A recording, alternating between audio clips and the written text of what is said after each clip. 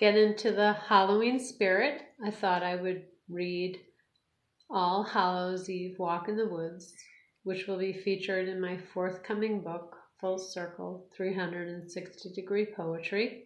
I promise. It will be launching soon.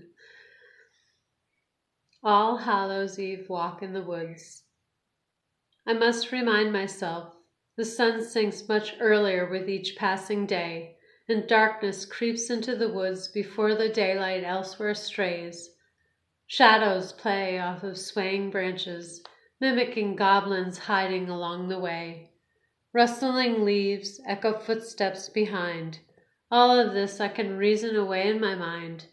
I continue to travel the darkened path, but glancing around nervously at times. Evening forest sounds dance as rhymes, and as the wind began to howl through the falling leaves, a twig snaps very close by.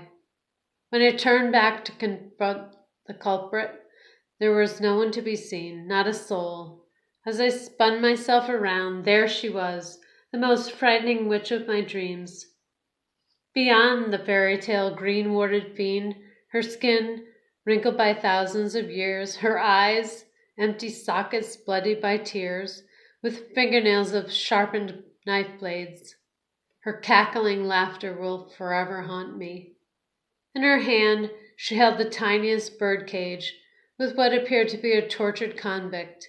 When she swung it within inches of my face, it was my own personage that was enslaved. After blinking, I was indeed inside of the cage.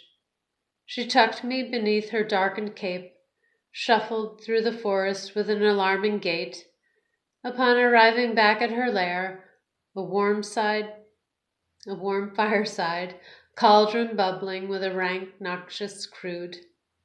I assumed I'd be part of the witch's brew, but much to my heart's pounding amazement, she opened her cloak and unburdened the pockets of dozens, if not hundreds of creatures into the pot.